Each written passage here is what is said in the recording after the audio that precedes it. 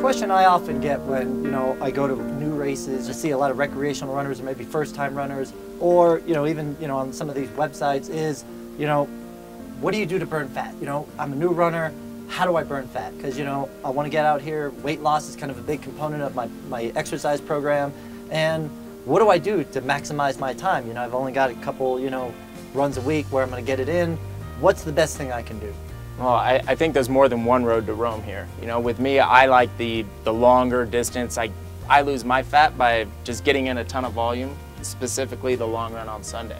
2.5 hours to 3 hours, just in that steady pace. And is that something that you're running hard, you're running easy? It's controlled, typically a minute to minute and a half, slower than my marathon pace, just something that I can maintain throughout. So let's say someone, new runners, they don't know efforts, they don't know paces that well, and so a lot of them will wear actually heart rate monitors. So what are they looking at for that? I guess you'd probably be a better source for this, but 60 to 80% of the max, would you say? Sure, I mean that's I think what we call the typical fat burning zone. You're not working too hard where you're only going to burn sugar. You're running easy enough that you can burn those fat molecules to use as an energy source. Absolutely. What about you, Sarah? What are your kind of favorite fat burning workouts? Yeah, well, I don't put in the kind of mileage that Josh does, but I'm just as lean, and so I think a lot of it comes from the high intensity workouts that I do. I get my heart rate up pretty close to max a couple times a week, and then that kind of leaves me in a state of high elevated heart rate the next few hours. I'll go home and have lunch, and then a couple hours later I'm still hungry again. And my overall mileage will only be 6-7 miles, but it's so intense that you kind of stay in that fat burning zone longer, I think. So does that mean you kind of do like interval training? Maybe like what do you do? Go on the track and run some quick stuff?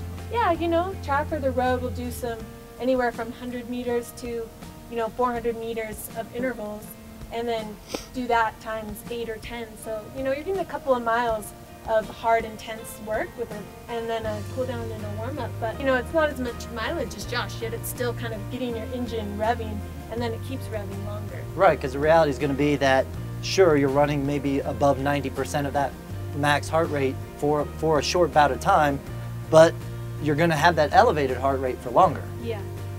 Yeah, I can feel that. You come home and your heart rate's still going, and you kind of you keep having to snack throughout the day, even though your overall mileage isn't that high. Right, so a workout like yours, really high intensity, where you're pretty much just going to burn sugar during the workout, where a lot of your fat burning is going to come post-workout. Excellent. That's good. And I mean, I do think, we're talking about short, intense workouts to burn some fat. We're talking about some long, slow, easy runs to burn fat.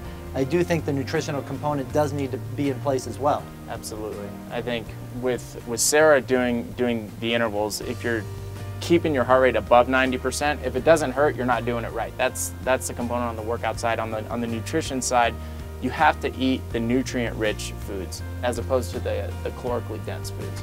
Sure, so you don't finish that interval workout with a trip to the fast food joint. No. Try and steer away from the chocolate shakes and the sugary sodas. Excellent. Yeah. All right, so long and slow is going to burn some fat. Short, really high intensity is going to burn fat. Both of those are great workouts to put within your program, even if you're a new runner, to really maximize that fat burning capacity and get any runner lean and mean. Thanks, guys. Thanks, Coach.